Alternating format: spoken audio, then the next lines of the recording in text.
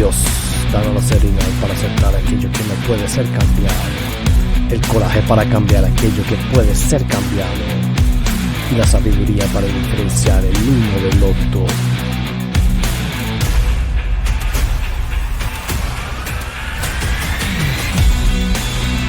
También la brújula que vive en visores, la mayoría de las personas con poder en esta comunicación. Los personajes y los personajes son puestos claves para el introductivo, ¿no? Es decir, necesario la posible conscientes como que los fallados. La población cautiva tan distraída mientras cantan. Suppose I don't. Suppose instead I open up that great fat belly of yours. Programación predictiva, Sonia la correcta. Would you rather be stuck in a desert with a dog or a woman? Dog, for sure. A dog. Dog. A dog. Dog. Dog is man's best friend. We don't deserve them.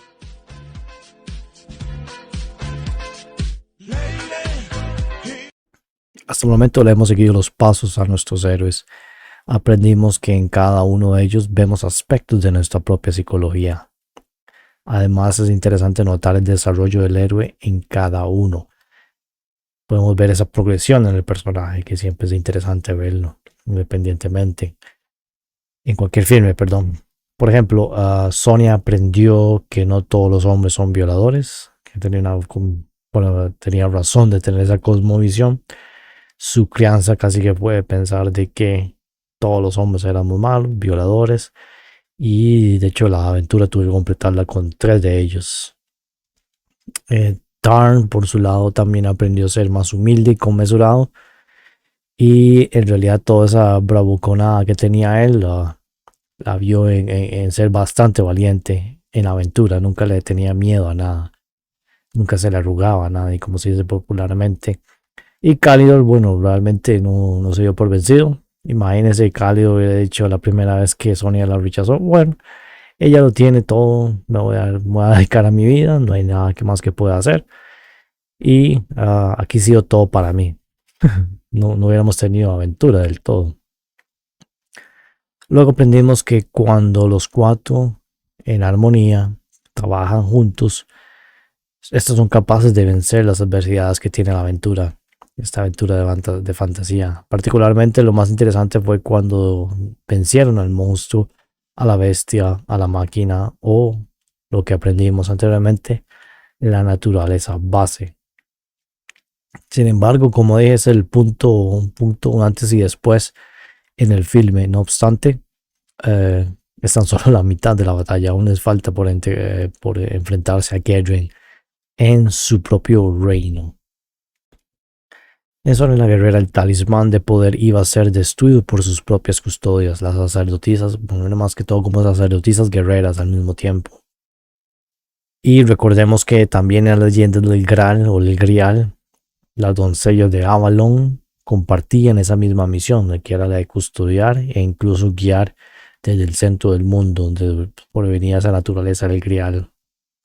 El centro del mundo como el lugar de origen en las antiguas leyendas o mitos, donde surgió, donde reinó la Edad de Oro, que con la consiguiente decadencia se perdió ese reino de oro. Entonces por eso siempre es importante recordar estos centros del mundo del norte, Avalon, Thule, Hyperborea, como ese arquetipo de la Edad Dorada o el paraíso. El Grial propiamente es como un instrumento, una reliquia perdida de esa época, pero perdida en el mundo en decadencia. Más que todo por eso la relevancia de esta.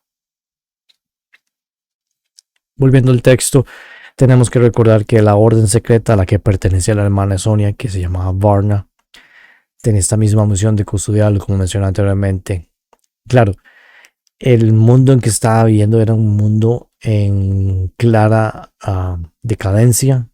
Todos los reinos estaban cayendo a merced o preferían rendirse ante las hordas de Eikol y Gedren. Entonces, entendiendo eso, podemos ver la razón de por qué las custodias, las sacerdotisas quisieron destruir el cristal de poder antes de verlo en las manos de los ingenieros sociales, de los hechiceros.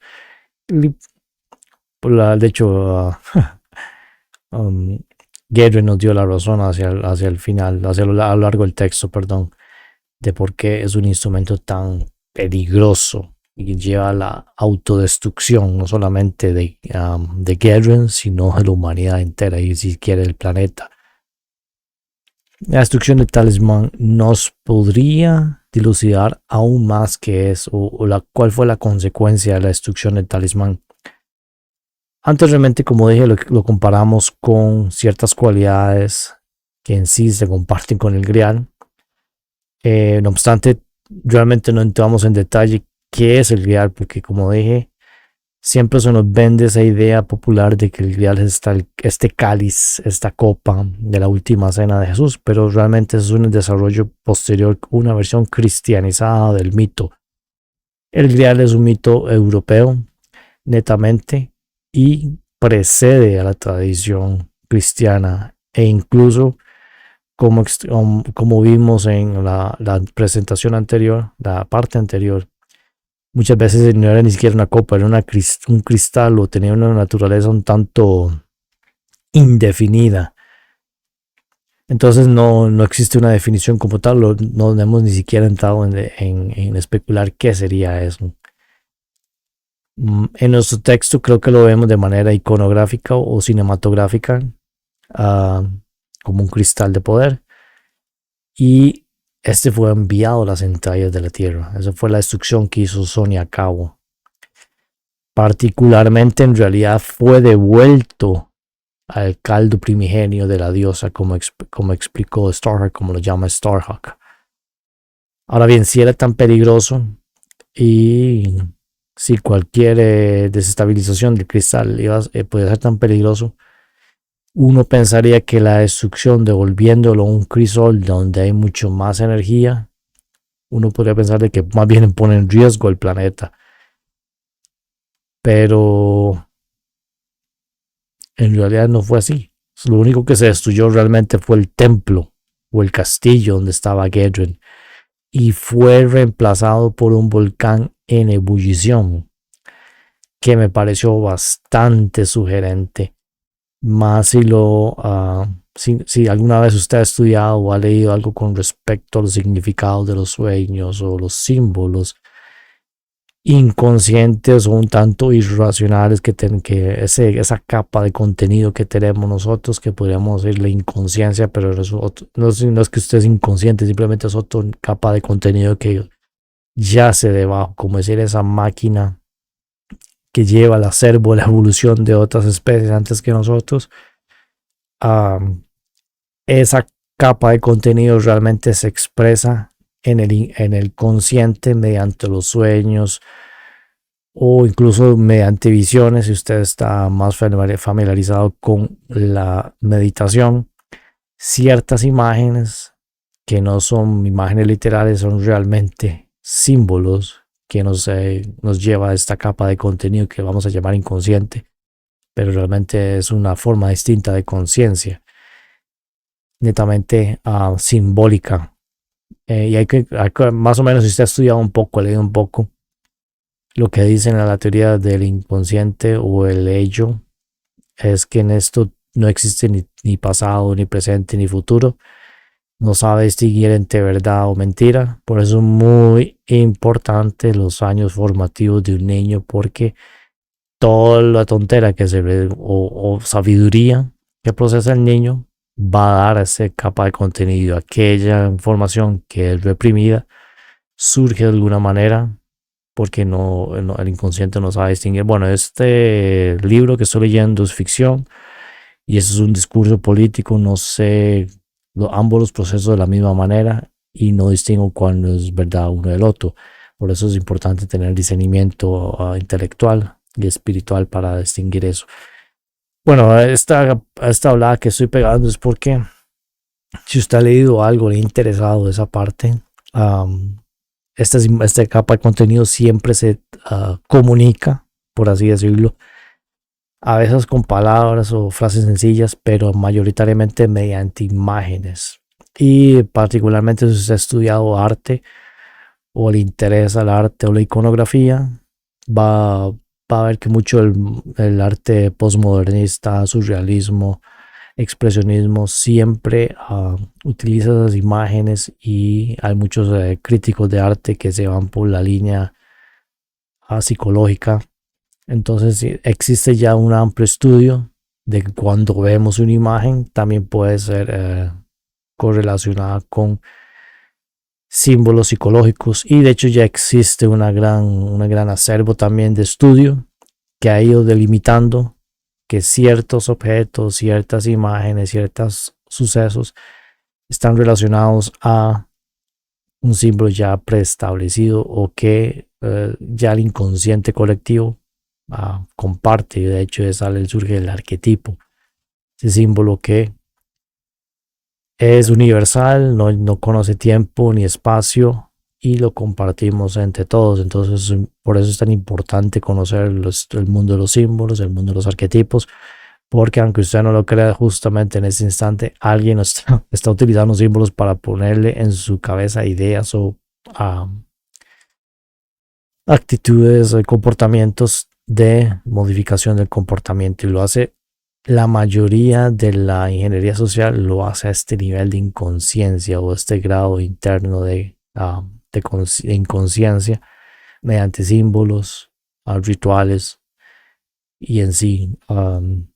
Entonces siempre hay que estar atento, estar absorto, no absorto, sino poniendo atención ahí afuera de las cosas que vemos. Entonces, cuando yo vi el volcán en erupción, no pude más que pensar de que eso era un símbolo netamente psicológico, y siempre me ha gustado mucho a mí, por lo menos, interpretar mis propios sueños, la manera en que me comunico conmigo mismo, por así decirlo.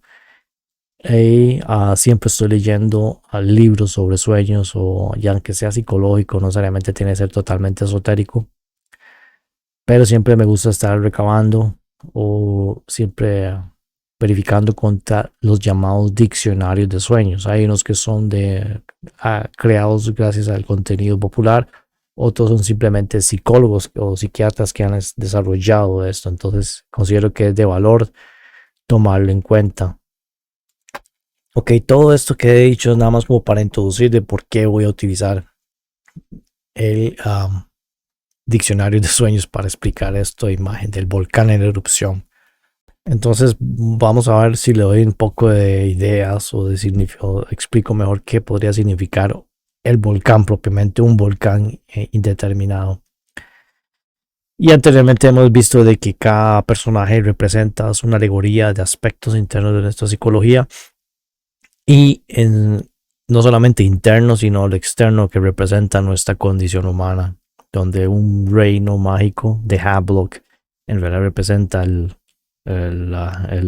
paisaje desolador que es nuestra propia mente, nuestro reino interno, destruido por agentes que no tienen en lo más mínimo nuestro bienestar, y no solamente nos destruyen, sino que nos usan para sus ardides. Entonces el volcán no puede ser no puede ser la excepción de todos estos símbolos que hemos estudiado. Vamos a decir que no es un volcán literal, sino que es un símbolo, podemos decir que un arquetipo también. Y aún me parece mucho más importante que haya sido un volcán en erupción como símbolo de victoria. Eso fue el hecho cuando se culminó la obra, de que por fin el mundo está seguro. Nuestros personajes derrotaron a Gedren y a Aiko, y el ejército se desperdigó, no se sabe ni por dónde está. El templo de mentiras, el castillo de Gedren, fue destruido, y en lugar de ver ese mundo de mentiras y esclavitud, vemos un volcán en erupción. Entonces busqué aquí varios diccionarios de sueños, uno desarrollado por Ed Trout, que explica que el volcán puede tener dos símbolos, uno positivo y uno negativo. Por ejemplo, el positivo dice que es un cambio explosivo, que es lo que vimos en el texto. Signo, rápido crecimiento, recordatorio de lo que hemos vivido. Entonces podemos ver de que es la culminación de la obra de los personajes, y que además es una fuente positiva de crecimiento. Ahora bien, también el aspecto negativo, que es juicio, volatilidad emocional, presión extrema, peligroso. Obviamente el volcán es peligroso en el filme porque nuestros personajes huyeron de él, pero no considero que sea un aspecto negativo porque fueron victoriosos, lograron derrotar a las fuerzas del mal. Entonces estamos viendo que en realidad nuestro volcán es un aspecto positivo de crecimiento y un recordatorio de la culminación de la obra de ellos, de su victoria, de su aventura. De nuevo, el volcán se presenta hacia la conclusión del texto como imagen victoriosa. En otro diccionario de Eric Ackroyd, que significa, dice diccionario de símbolos oníricos, dice: en erupción o dormido, un volcán sería una advertencia que una parte frustrada de ti, por ejemplo, tu sexualidad, es probable que cree caos a menos que lo dejes expresar en tu vida. Esto implica remover sentimientos de culpa y los miedos que han inhibido su expresión en el pasado. Como dije anteriormente, el contenido, por ejemplo, que llamamos inconsciente, procesa toda la información, aquella que nos gusta de nosotros, y nos devuelve esa forma mediante símbolos, o a veces creo que también por lo que vagamente recuerdo, también como manías, cuando tratamos de reprimir algo en nosotros mismos que por aquella razón no nos da vergüenza expresarlo en frente a los demás. Entonces puede surgir, si estamos reprimiendo esa parte de nosotros, surge como a una sombra psicológica y tal vez a veces nos traiciona ese inconsciente, porque uno no puede tener algo mucho de algo y tratar de reprimirlo sin procesarlo realmente, sin hacer ese trabajo interno. Eso se puede ser como una parte reprimida de uno mismo. Entonces, si por aquí vemos una visión o un sueño de un volcán, puede ser que haya algo dentro de nosotros que está oprimido, siendo reprimido y que nos puede explotar. Eso es todavía mucho más peligroso. De alguna manera puede explotar. No sé, un ejemplo muy básico. Tal vez en sus estudios, en su trabajo, está bajo presión. Y alguien le pide que tiene que hacer esto lo más temprano posible. Y ojalá para ayer. Y usted está bajo presión y tal vez está un poco molesto porque usted pensaba salir temprano y ahora resulta que va a tener que salir tarde y tenía planes en su vida del trabajo y ahora resulta que tiene que quedarse más tiempo trabajando. Muchas gracias, sin que le paguen extra. Y viene alguien y le pregunta ¿qué está haciendo aquí? Y usted explota y se descarga con esta persona. Es una manera más o menos un poco más popular y personal de qué sería este tipo de represión, que usted explota con esta persona, lo empieza a madrear, lo pasa a recriminar y esa persona tal vez no tiene nada que ver en el asunto. Entonces simplemente se descargó y dejó salir sus emociones, cuando realmente la persona solo estaba preguntando cómo estaba, qué estaba haciendo, bla, bla, bla. Realmente es el problema cuando reprimimos emociones o contenido que no procesamos de manera correcta. Entonces, entendiendo eso, vemos que había algo reprimido en nuestro texto que con la culminación o la destrucción de la fuerza del mal, las fuerzas del mal, Gedren, Aikol y el ejército de muertos, esa parte explosiva o reprimida explota y se vuelve una fuerza creadora. Como dije, podríamos verlo como algo reprimido que se expresa de manera negativa o destructiva. Pero por el otro también se podría ver como una fuerza destructora pero regeneradora. Podríamos verlo como el volcán, esa fuerza destructora, pero destruye todo aquello que no nos sirve. Y en nuestro texto está literalmente una expresión de la destrucción de las fuerzas del mal. Entonces vemos que nuestra carga emocional puede darle al volcán actividades, no solamente algo represivo, sino una fuerza destructora pero regeneradora que trae nueva vida. Es considerable notar que, como dije, el templo de Gedren, el castillo, fue fundado sobre la boca de este volcán y no estaba en actividad. Podríamos incluso especular de que la Gedren ese ingeniero social también funciona como la fuerza que reprime la creatividad o la fuerza regeneradora de la humanidad o de nuestro planeta. Nos tiene por los huevos, como se dice popularmente, y no nos deja expresarnos. Es una fuerza represora, literalmente. No solamente simbólicamente, sino literalmente somos reprimidos. No nos podemos expresar en libertad. Siempre que, si queremos hacer algo, siempre hay que pedir permiso, o hay que revisar de que no corrompamos una ley, o hay que pedir una licencia, hay que pagarle tal, hay que comprar sellos, hay que comprar timbres, hay que pagarle un abogado. Entonces, todos esos son frenos, trabas, represión para que usted no pueda ejercer su actividad libremente. Recordemos que mientras usted no violente los derechos de los demás, usted es libre de hacer lo que quiera. Puede hacer voluntariamente negocios o trabajo voluntario, pero nuestra plantación, nuestro planeta tiene básicamente una gran casta de sacerdotes o ingenieros sociales que reprimen la expresión creativa de la humanidad con la falsa pretensión de educación o protección.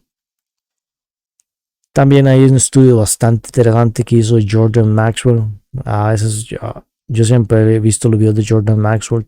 Tal vez no soy el más amigable, tal vez el mejor. No estoy totalmente de acuerdo con sus etimologías. Creo que es más un juego verde, pero no necesariamente así funciona el estudio de los significados. Y ahora vamos a ver un extracto del estudio que hace sobre los volcanes en la antigüedad. I'm just going to make mention about the foundations of Western religion. Well, maybe we can do that on part the next show. Well, let's go on with this since we've already introduced the idea of Western religion. Of course, we know that the Western religion is based on a far older Bible, the Bible of the Old Testament. Even further back, if you'll go back into the most ancient history of the world, in the Middle East especially, you will see, as we will show you now, the volcano was one of the many things that were worshipped in the ancient world. The volcano was very important because it represented life and creation, and it had a sexual connotation. Wow. That's why today in most men's rooms and hotels or restaurants there will always be a triangle on the door. Triangle being the pyramid. Pyramid comes from the word pyra, meaning fire, and mid, meaning middle. Right. The fire of sexual generation is in the middle of the human body. That's why the volcano always represented sex, the coming of life and the fire of life that brings new life to the world. So the volcano was a very important symbol to the ancient people. Now the word volcano, and this is important now, the word volcano, and let's go back to it, here it is. The word volcano comes from the Latin volcano god Vulcan, or Vulcanus, derived from the old Cretan deity Vulcanus. I want to repeat that, this is the most important, that the word, let's go back to the slide because I want to show that the word volcano comes from the Latin volcano god Vulcan. Okay, let's take the next slide. Now we're talking about the old volcano god. So now we see that thunder and lightning is connected to the old volcano god, the god of the volcano. The next slide. Here we have, and we can zoom in on a little bit on the bottom, we can see that at Mount Sinai, Jehovah performed signs, the mountain trembled and smoked all over. Millions now heard and proof that what Moses had been known in God's name was actually the Word of God. Now, if we back off, you can see that the Israelites are at Mount Sinai, and if you'll back off, you'll see that that is Mount Sinai is pictured here in the biblical text as a volcano. El acertijo. Bueno, sería bueno entonces recapitular las características del tal y el mal ahora que hemos estudiado un poco más. Ya lo hemos visto en el argot de los mitos, de lo esotérico, y ahora incluso con lo del volcán. Tenemos que recordar que era de color esmeralda o ese verde brilloso. Solo las mujeres lo pueden tocar, al igual que el grial, o por lo menos tenían unas custodios que eran mujeres sacerdotes o sacerdotes guerreras. adquiere cierto grado energético si se expone a la luz, que es lo que estamos viendo está en la sala de las candelas, donde está la mayor iluminación. También me parece que usar candelas es muy significativo. Este fue el instrumento con el que el Dios Supremo formó la creación, la fisicalidad del universo que vemos a nuestro alrededor. Utilizó este cristal para darle forma. Entonces no es cualquiera reliquia, un instrumento. Tiene la capacidad para crear o destruir. Fue usado para crear una vez y ahora estamos viendo que está literalmente destruyendo todo a su paso. Aquí el castillo se está cayendo. Y es una piedra o cristal de poder. El que lo tenga automáticamente va a tener superioridad bélica sobre los demás. Esta era una piedra de poder que solo los más puros podían tocar. Cinematográficamente eso nos lo expresa con las mujeres el texto. En otras palabras, solo podía ser tocado por aquellas conciencias que estaban más cercanas al principio generativo o feminidad sacra. Y de nuevo, cinematográficamente tenemos que usar a las mujeres jóvenes o las mujeres sacerdotes o puras como representantes o símbolos de este principio generativo o feminidad sacra de nuevo. Importante, su poder, el poder del cristal permanece latente mientras está en la oscuridad, que era el ritual que estaba ejerciendo el puro principio. El grupo de Varna iban a ponerlo como una especie de cofre o ataúd lejos de la luz, que estuviera en modo pasivo. Al contrario, su poder aumenta a ser atraído a la luz. Entonces podríamos más o menos de nuevo tomando en cuenta el simbolismo de la luz y la oscuridad, que también notamos de que la ignorancia siempre se sustituye con las tinieblas, o que las tinieblas no nos puede ver por lo que somos inconscientes, no vemos lo que tenemos a nuestro frente, es un grado de inconsciencia. Existe ahí el conocimiento, existe ahí algo, el ser, pero somos ignorantes de esto. Eso es lo que representa las tinieblas. Mientras que la luz o la conciencia aumenta su poder. Lo que hace la diferencia es quién blande el poder. Si es un ser supremo, un ser puro, es una fuerza creadora. Pero si es una persona de mal, un hechicero, se convierte en una arma de destrucción masiva, que es lo que vimos en la parte anterior, lo que aprendimos con el grial propiamente. Como dije, las sacerdotisas en sus rituales explicaron que este cristal o principio fue el que usó el Dios Supremo para dar forma a la creación. En último caso, podríamos adelantar que más que una piedra o elemento físico, este representa un símbolo o principio con el que se creó el universo. Recordemos que el grial también compartía, a veces, dependiendo de la leyenda, compartía esa característica, que no era ni una piedra, ni un hueso, ni tierra, ni metal, ni nada. Existía, pero era indeterminado en cuanto a esos atributos, podemos decirlo, físico, pero existe y es funcional y puede interactuar con una fisicalidad. De nuevo, tiene este poder para crear o destruir. Y como aprendimos de Bola, el grial poseía ambas cualidades. En realidad las cualidades eran canalizadas por aquel que blandiera o lo utilizara. Puede ser Gedren o puede ser una sacerdotisa como Varna. Si un puro lo usaba, podía, digamos en el caso del grial, si un puro lo usaba, podía curar o daba salud. Incluso sanaba heridas, que era parte de las leyendas, que el caballero del grial tiene que ir a rescatarlo para sanar las heridas del Preste Juan o el rey del mundo, que tenía algo que lo y no solamente infectaba al rey o al Preste Juan, sino al reino completo. Se estaba perdiendo esa edad de oro. Entonces este grial representa de nuevo una fuerza regeneradora que restaura la vitalidad de los seres. No obstante, la misma leyenda nos dice que si uno corrupto lo utilizaba o intentaba utilizarlo, era fulminado. ¿Qué es lo que le pasó al soldado de Gedren? Que dijo, tome el cristal y ¡puf! Se desapareció.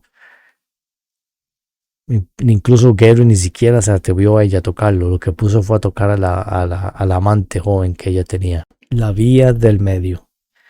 El color esmeralda es aún más evidente, nos dice por dónde anda el asunto. No es casualidad que el autor nos haya elegido, el director o el director de fotografía haya elegido esa cualidad, ese atributo.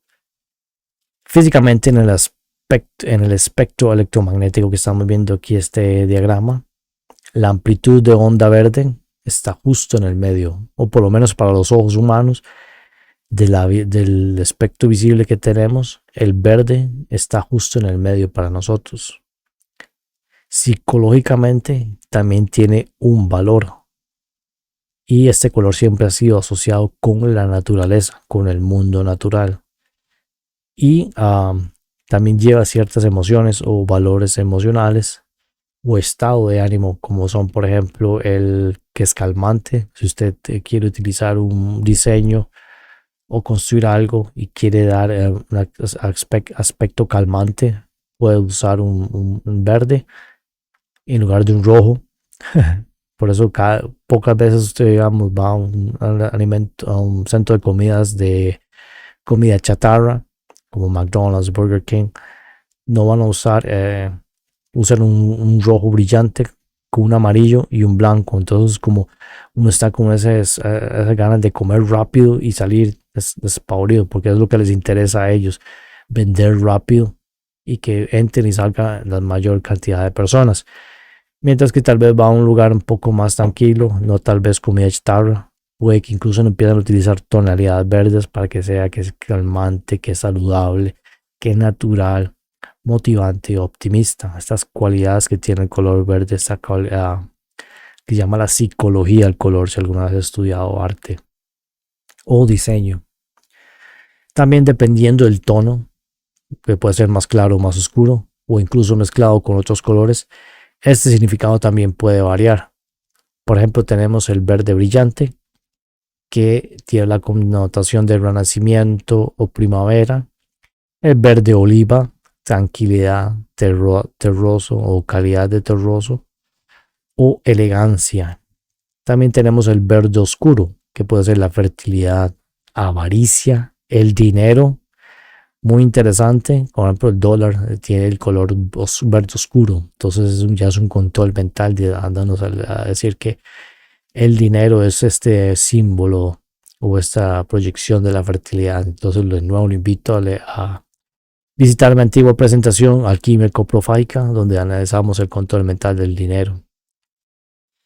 También si el verde se vuelve un poco amarillento, siempre representa enfermedad, envidia, decadencia, y tal vez usted por haber visto una película de terror donde a veces no sé, tal vez el monstrillo o el bicho, o incluso si es un científico loco, está trabajando en un laboratorio, los químicos lo ponen con este color amarillento brillante o fosforescente, como diciendo que es un científico loco, está trabajando con cosas de locura, entonces le ponen esa tonalidad verde amarillento.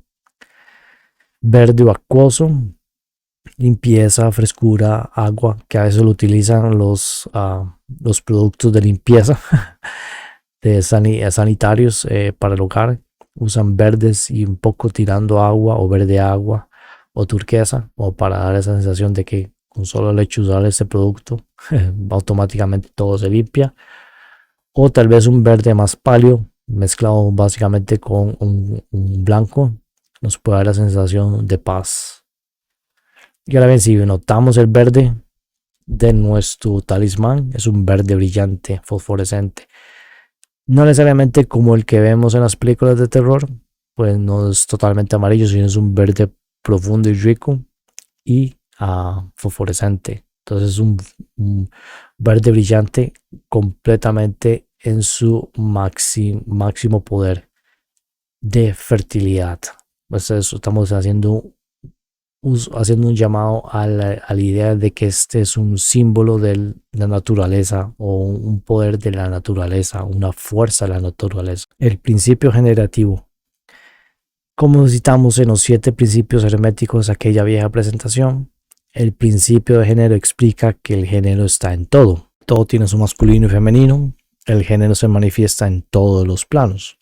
Todos nosotros tenemos ambos principios en nosotros mismos. En realidad no importa si somos hombres ni mujeres. Adicionalmente también tenemos aquel principio de polaridad, donde podemos además alentar que ambos géneros en realidad son polos que varían grados entre sí. Y eso nunca lo había entendido hasta que estuve leyendo el Kybalion, cuando dicen de que uno va migrando, si tal cosa es como funciona realmente, y el alma va migrando de un cuerpo a otro y va migrando entre géneros. A veces nace hombre, a veces nace mujer, pero la transición necesariamente es a rajatabla, sino que hay ciertos grados. Tal vez en una vida puede que sea un poco más masculino, un poco más femenino. Es parte de su evolución, más o menos, para dar a entender cómo serían esos grados diferentes entre uno y el otro. En realidad ambos son aspectos de algo, dos aspectos que aparentan ser distintos, pero en realidad es el mismo. Y para recordar aquello que nos dijo Starhawk, al honrar a ambos, diosa o dios, trabajamos con imágenes divinas de feminidad y masculinidad, siempre recordando que su esencia no es un misterio que va más allá de la forma. Entonces podríamos decir que los místicos descubren que ambos géneros son polos o grados cuya meta es unirse uno solo. La idea es entonces la idea es unir ambos aspectos. Ese sería el matrimonio alquímico. También podemos verlo si ha estudiado un poco la tradición hinduista, donde se habla de Shiva, que es ese dios regenerador o destructor, y su consorte Shakti. Ambos son matrimonio, y en realidad cuando se habla es de que se une uno solo, y esas son las fuerzas que dan forma al universo, porque al final en su unión de matrimonio o de sexo, en realidad es para representar de que ambos principios se unen uno solo. Por un lado, Shiva simboliza la conciencia y el poder masculino. Por eso en el hinduismo se habla de que la conciencia es completamente masculino, no solamente porque todos los hombres son conscientes, sino más bien de que es una parte activa, y siempre a la masculinidad se le representa de manera activa. Por el otro, Shakti representa la feminidad, poder, energía y la materia fértil. Sí, usted puede ser consciente, puede ser un espíritu, pero en el plano material no puede actuar, necesita una correspondencia física que es la materia, es lo que representa Shakti. Y si notamos esa polaridad, esos dos principios viven dentro de nosotros. Podemos ser conscientes y activos, pero tenemos también un cuerpo, parte de la materia, que es Shakti. La unión entre ambos da lugar a un ser que ojalá esté en armonía, actuando bajo la ley de Dios, va a traer luz al mundo. También se habla, en el caso de la Kundalini, se habla de Ida y Pingala, que son los dos nadis principales que corren a lo largo de la columna con una vía hacia arriba y el otro hacia abajo. Y la unión de ambos, o tal vez haciendo que fluya libremente, es lo que hace, y en teoría sería el despertar de la Kundalini. En la tradición un poco más occidental, este matrimonio alquímico, se le llama también hieros gamos, donde ambos principios, las diferencias han sido reconciliadas y se vuelve un motor o una sola fuerza generativa de cambio. Entonces, en nuestras leyendas y mitos siempre ha existido esa historia de matrimonios sacros en seres extraordinarios o divinos. Y como dije anteriormente, incluso en la leyenda del Grial, el Preste Juan, esa herida que tenía que no curaba, casi siempre era dado por una flecha, una lanza, y a veces la razón de que eso surgiera era porque una mujer lo veía herido de una manera u otra. Entonces una herida o una pérdida del principio femenino. Entonces el reino caía, el rey caía. Entonces, si queremos reconstruir un reino interno, debemos tener ambos principios en armonía. ¿Qué es lo que vemos en el texto? Que ese juego siempre te Sonia y Calidor, que Sonia no quería ceder y Calidor no se daba por vencido. Entonces, incluso al final del texto vemos que ellos, la manera en que interactuaban eran mediante las justas o en los duelos a espadas. Y ninguno de los dos iba a ganar porque ambos vivían en armonía, en aspectos iguales entre sí, o aspectos internos. Son los aspectos internos que no solamente forma nuestro ser, o da vida a nuestro ser, o da actividad a nuestro ser, sino incluso a gran escala. Serían dos principios que dan forma al universo. Y la armonía entre ambos podría darnos ese principio generativo, que es lo que genera la vida. De nuevo, como dije, una materia sin espíritu es germe estéril. Y un espíritu sin materia, sí puede que exista un plano superior, pero a nuestro nivel físico, un espíritu sin materia realmente no puede ejercer un cambio verdadero. Por eso siempre se nos hacen el llamado a la acción. Podemos tener muy buenas ideas, tenemos la mejor de las intenciones, pero a la hora de las horas actuamos de otra manera o ni siquiera actuamos. Es como si no existiera esa idea. Si una idea, para que exista, tiene que concretarse en trabajo. Para eso tenemos cuerpo, para eso tenemos mente. El principio perdido.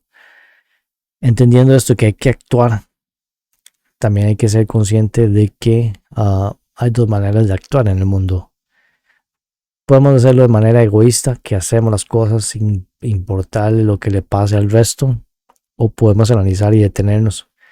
Esto que voy a hacer, sí me beneficia a mí, pero le estaré quitando a alguien algo, estaré violentando a alguien. Entonces esa es la diferencia realmente en nosotros, lo que hace la diferencia, que si tenemos una humanidad libre o no. Porque considero que es una de las grandes enseñanzas de nuestro texto.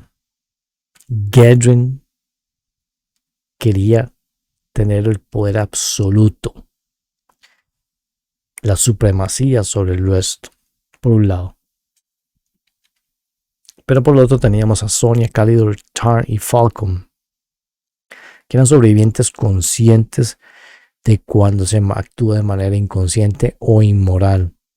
Se pierde la familia, Sonia es violada, Tarn pierde su reino, su familia, y Falcon queda en la ruina sirviendo a un pequeño dictador. Entonces, esa es la diferencia, o eso es más que todo el kit de la cuestión. De nuevo, esto se define cuando se genera una idea, se actúa en base a dicha idea. De nuevo, como dije, si una idea existe, pero no se actúa, es como si no existiera en nuestro plano. Y además, tenemos que tener esa capa emocional o esa brújula moral que fortalece la idea de que lo que hacemos nos importa, porque sabemos que es algo bueno, que le va a hacer bien no solamente a nosotros, sino incluso a los demás. Eso es la clave para que nuestras acciones sean consecuentes. Que lo que pensamos, lo que decimos, lo que actuamos y lo que sentimos sea una sola cosa. Que a veces es muy difícil en este mundo en que vivimos. Que queremos hacer algo, pero tenemos que hacer otra. Hacemos otra cosa sin querer hacerla. Entonces vivimos divididos entre nosotros, que de nuevo es una manera de traer ruina al reino interno, y no es casualidad que vivamos en un mundo así. Justamente el objetivo de tenernos así, es decir, es el verdadero descubrimiento o desarrollo cuando descubrimos nuestro poder generativo.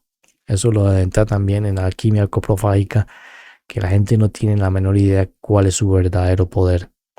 En cambio, lo reniega o lo renuncia ante papito gobierno, en lugar de tomar cartas sobre el asunto, responsabilidad sobre sus propios actos, y darse cuenta que la humanidad en conjunto crea esta realidad compartida y física, pero nosotros somos lo que lo hacemos, nosotros ponemos en práctica. Si Dios nos dio un universo como una especie de juego o lugar de donde expresarnos, pero al fin y al cabo depende de nosotros qué es lo que queremos hacer con este patio de juegos. ¿Lo hacemos para aprender y divertirnos y crecer? ¿O lo hacemos para esclavizarnos a todos los demás y exterminar a los inocentes? ¿O lo usamos para satisfacer nuestro ego? ¿O en realidad lo usamos para traer luz al mundo? Y eso es más o menos lo que hemos siempre dicho. Una diferencia entre magia y hechicería. La hechicería básicamente es ejercer un cambio en base a la voluntad, un cambio en el mundo. Pero esta voluntad es la del ego, el ego satanista. Esa es la diferencia con la magia, que la magia realmente ejerce un cambio en el mundo en base a su voluntad. Y esta voluntad es la de Dios, obviamente, por supuesto, nada del pequeño ego. Esta era la misión de Sonia. Incluso podremos adelantar que el talismán no solo era un objeto, sino era la correspondencia física de una entidad más avanzada. Y es algo que he estado también leyendo por aparte, pero este tema propiamente no me ocupo ante la presentación, la verdad, pues es un libro entero. Pero lo tengo ahí como que los cristales son correspondencias físicas de seres inorgánicos, para ponerlo así rápidamente. Entonces podemos decir de que este talismán era un aspecto de la divinidad. Así como el cuerpo de nosotros, en realidad es un aspecto reducido de lo que nosotros somos en la totalidad. Nosotros no somos nuestro cuerpo es solamente un cuerpo, un traje espacial de carne con el que interactuamos en esta realidad, pero no necesariamente quiere decir que es la totalidad de nuestro ser. De hecho, la parte minúscula comparado con el resto que somos. Podríamos decir que este talismán es una parte minúscula de otro gran ser, el ser supremo. Y esta cinematográficamente es lo que se nos presenta también en el filme, como ese espíritu, esa entidad que le dice: Sonia, Sonia, vengo a ayudarte, y la ordena como caballero. Luego del ultraje, el talismán junto con la diosa son alegorías de este principio generativo en el que pensamos y actuamos en el mundo. Es decir, cuando ambos aspectos, masculinos y femeninos, son unidos en armonía, nos convertimos en un ser creador. En primer grado, lo primero que hacemos o realmente entendemos es que no debemos traer más sufrimiento al resto de seres. Y si se ha notado alrededor de usted, vivimos en un mundo de sufrimiento. En segundo grado, ya logramos este primer estado y más bien debemos empezar a traer armonía, a traer luz al mundo. En sí, este es el secreto o poder con el que Dios dio forma al universo. Creó el universo con amor para dejarnos crecer, dejarnos superarnos. Por eso algunos dicen de que no, Dios es realmente como una especie de madre. Pero en realidad si entendemos ambos principios unidos en uno, no ni femenino ni masculino, sino la armonía entre ambos, creando e importándole el resultado de eso de manera totalmente moral. Así es como funciona la ley cósmica, al pequeño y a lo grande. Este le dio forma para que todos nosotros, no solamente los seres espirituales, sino también los animales, las plantas y otros restos de seres, puedan desarrollar su máximo potencial en innumerables conciencias. Cada uno es un aspecto distinto, pero van un camino diferente, pero hacia el mismo lado, en velocidades un poco más lentas que otros. Algunos llevan más tiempo por acá, unos llevan, apenas estamos llegando. Bueno, no me regalan un manetín tiene el rato estará dándole, pero más o menos ahí da la idea. Y físicamente en nuestra especie, en teoría, las mujeres son las más cercanas a este principio, porque son las que pueden concebir y llevar una vida dentro de ellos, que es los llevar bebés. Como dije, es en teoría, pero lamentablemente gracias a la pésima educación esto puede cambiar, que es lo que hemos estado viendo con esa guerra secreta.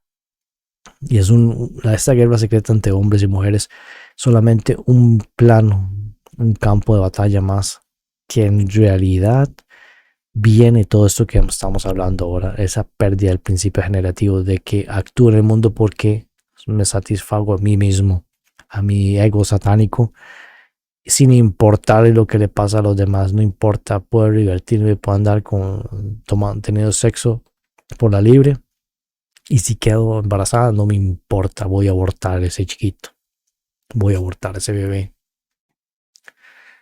o solo lo tengo para lograrle cobrar pensión alimenticia al hombre y tenerlo bajo mi zapato por los próximos 18 años como esclavo doméstico, no me importa. O el peor de aún, esos carajos que andan dejando carajillos porque quieren una conquista más de mujeres, pero luego no se hacen responsable de la mujer, o le promete el cielo y la tierra y al final la deja botada. Y de nuevo, actuar en el mundo sin importar lo que le pasa a los demás, solamente para satisfacer mi propio ego satánico. Y en realidad eso podríamos decir que es la raíz del satanismo realmente. La gente piensa que el satanismo, en realidad el satanismo es una palabra moderna para un problema mucho más viejo. La gente piensa que es automáticamente con camisetas negras oír metal y adorar el cachudo. Esa es una versión hollywoodense bastante infantil para desviar la atención de los normies, pero en realidad se trata de idolatrar al ego, alzarse como pequeño reyesuelo, como pequeño dios en este infierno que se crea en la tierra, diciendo quién vive y quién no, para satisfacerme, sentirme que soy el máximo, en la máxima cúspide de la pirámide y todos los demás están abajo para servirme. Es la idea realmente, la humildad del mendigo que he mencionado anteriormente, de yo me arrastro frente a mi superior como un gusano que se deja aplastar, pero en cualquier momento sé que los papeles se pueden volcar y voy a tener a mi propio gusano, mi propio esclavo personal, para yo desquitarme por ese odio hacia mí mismo, odio sobre mi propio esclavo personal, esa represión de la falsa imagen, de ese odio por sí mismo. El texto, volviendo a lo que estamos estudiando, nos explica que la luz alimenta al talismán, que es esta sala de candelas. Y como dijimos anteriormente, la luz puede representar nuestra conciencia. El talismán adquiere muchísimo poder cuando tiene muchas conciencias. Incluso podríamos adelantar de que esas candelas que vemos ahí son almas o conciencias del pueblo o de la gente. Y los hechiceros están, Gedren y Icol y el hechicero de corte están enfocando esa atención, esa conciencia para alimentar el cristal, para así poder utilizarlo para usos nefastos que están incluso destruyendo el mundo. Entonces, cada candela representa el ejército, la población cautiva que cree o construye este castillo de mentiras y de maldad. Y esa atención, esa percepción, esa conciencia literalmente construye y desvía el principio generativo en algo oscuro. En lugar de traer bienestar, armonía y libertad al planeta, se desvía esa intención hacia esclavitud, sufrimiento y mentira. Es el kit de nuestro problema, que los hechiceros realmente no están ensuciándose las manos, simplemente mueven la boca y todos los demás salen corriendo a hacer sus tiquiñuelas por ellos. Ese es el problema, de que la mayoría de la población cautiva está construyendo este castillo de mentiras, usando el principio generativo para construir nuestra propia cárcel y al final nuestro campo de concentración para exterminarnos a nosotros mismos. Es el kit de la cuestión. Como anteriormente estudiamos, el Grial no puede ser directamente manipulado por seres perversos. ¿Por qué?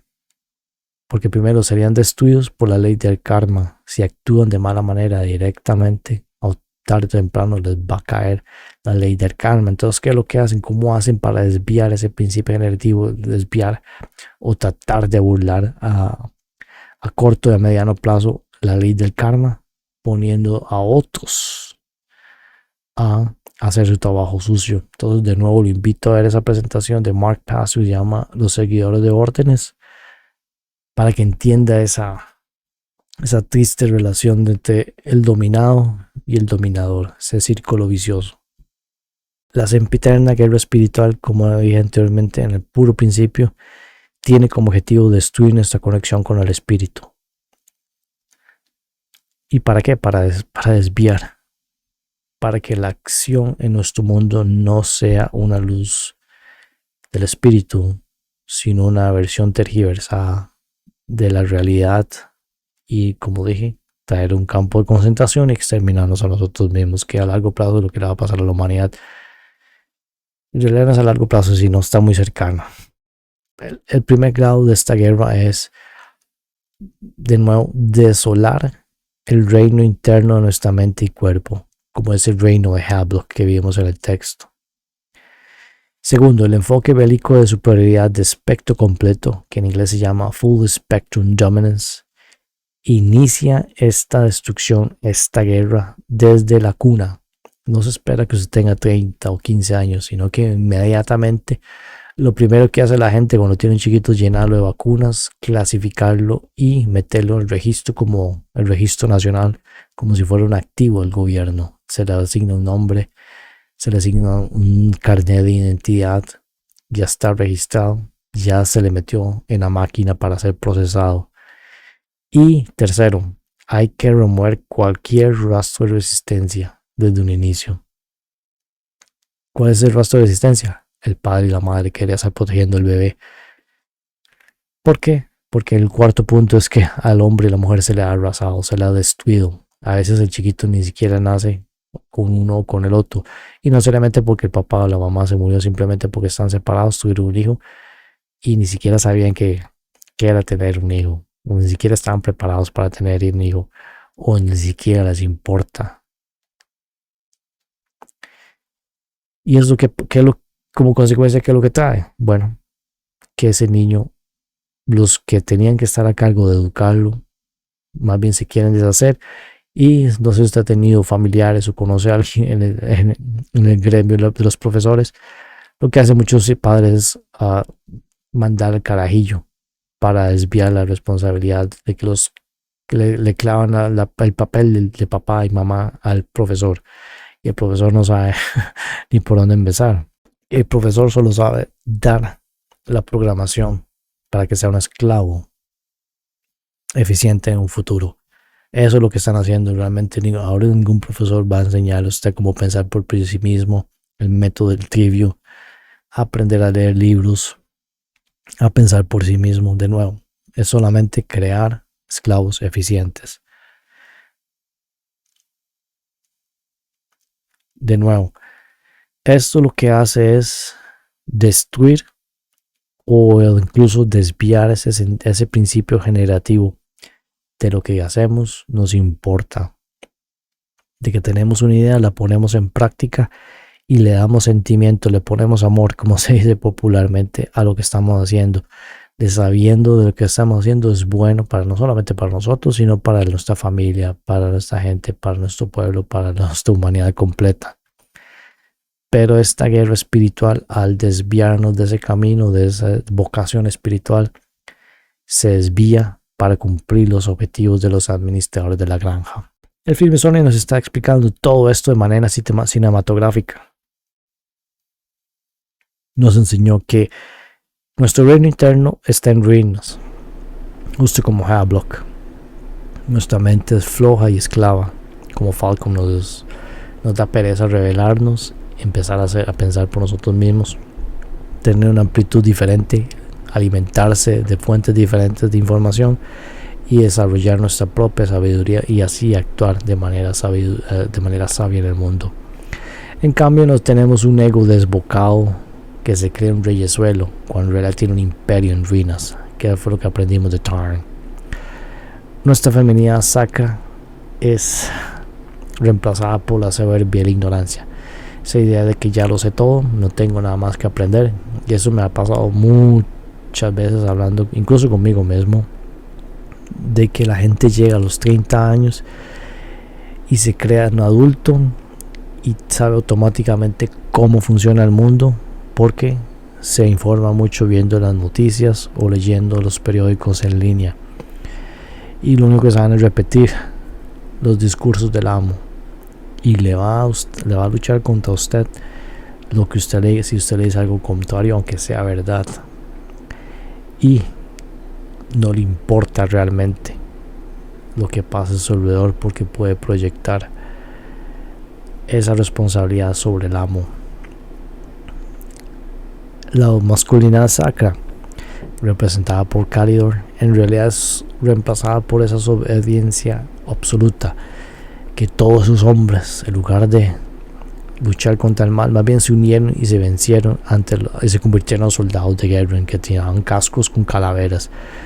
De nuevo, la muerte en el Calvario, la muerte en el Gólgota, la muerte del espíritu o la naturaleza de Cristo representada en los soldados.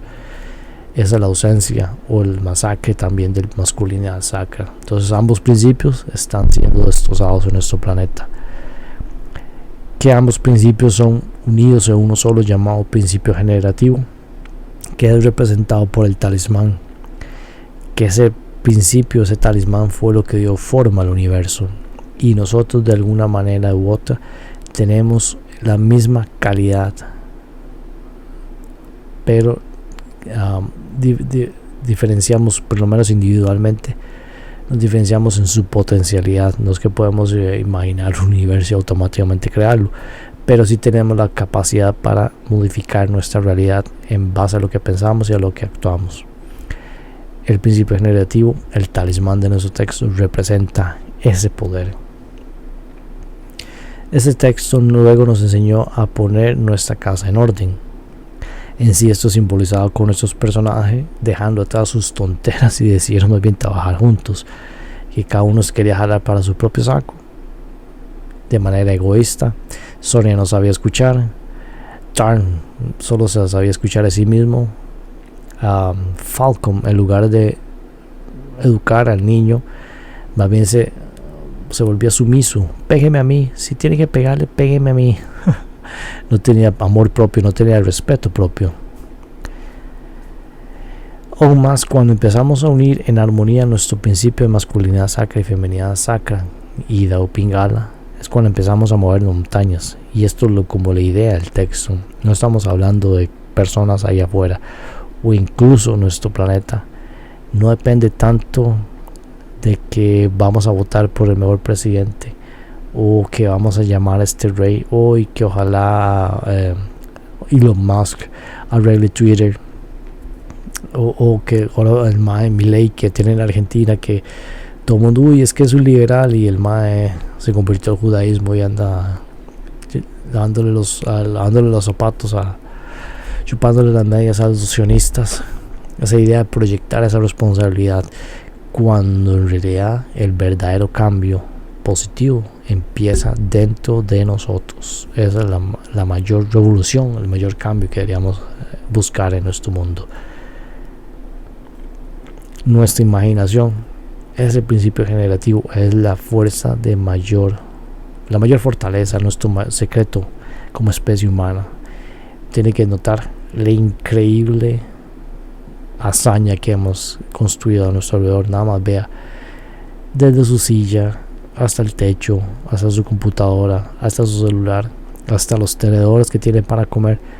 Todo eso es trabajo de alguien que imaginó, lo diseñó y lo puso en acción.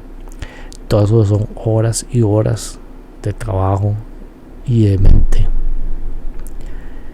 En nuestro planeta no existe otra especie que sea capaz de hacer eso, o si la hubo ya no está. Nosotros heredamos ese poder. A veces no se nos olvida las capacidades, pero en lugar de hacer algo, ¿qué es lo que estamos haciendo con todo eso, con ese poder? Una cárcel, una plantación, reduciéndonos autoconvenciéndonos de las falsas creencias y el control mental. Entonces ya, en lugar de ser ese volcán en erupción, esa fuerza creativa, más bien tenemos encima un montón de ideas falsas que es representados por Gedren y Aiko. Ese castillo de mentiras nos impide expresarnos realmente. El principio generativo o la diosa, como hemos ido aprendiendo, está siendo exterminada. Parte de la humanidad, la parte más rica de la humanidad, está siendo exterminada y está siendo reemplazada por estos hombres máquina. En cierto momento durante la presentación expliqué que si existiera una imagen que pudiera describir esta masacre, esta destrucción, sería esta de estos soldados, estos homúnculos vestidos de mujer. Esto es una burla. Inconscientemente, de nuevo, si tenemos alguna capa emocional que reprimimos, de una manera u otra va a surgir de una manera irracional. Ellos, esta gente, muy dentro de ellos saben que están haciendo algo malo, pero tienen tantos años de autoconvencerse con este control mental que lo tienen sumamente reprimido. Están destruyendo a la diosa simbólicamente, y de nuevo lo invito a ver toda la presentación anterior para saber qué es la diosa.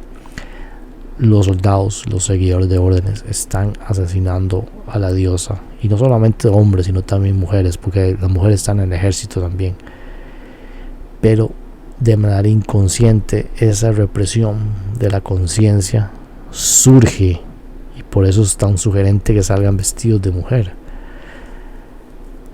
Sí, se están burlando de un nivel, pero de manera inconsciente se les está saliendo les está explotando la cara a su propia conciencia de que están exterminando a la humanidad o parte de su humanidad, y eso se ve reflejado como acciones inmorales en el mundo. Esto es lo que representa la guerra en nuestro planeta, este exterminio. Y lo peor de todo es que están haciendo el trabajo sucio los ingenieros sociales, de esos hechiceros que se burlan y dicen: miren lo que podemos hacer, podemos poner este montón de robots de carne y nadie nos detiene, más bien todo el mundo lo vitorea y los defiende, porque lo único que saben hacer es destruir, violar y profanar la vida en nuestro planeta. Que amigos, con eso termino la presentación. Muchísimas gracias por su tiempo, y ya saben, no se deje que le metan el dedo en la boca y no le hagan mal a nadie. Nos hablamos. Gracias. Today, a young man on acid realized that all matter is merely energy condensed to a slow vibration, that we are all one consciousness experiencing itself subjectively. There is no such thing as death. Life is only a dream, and we are the imagination of ourselves.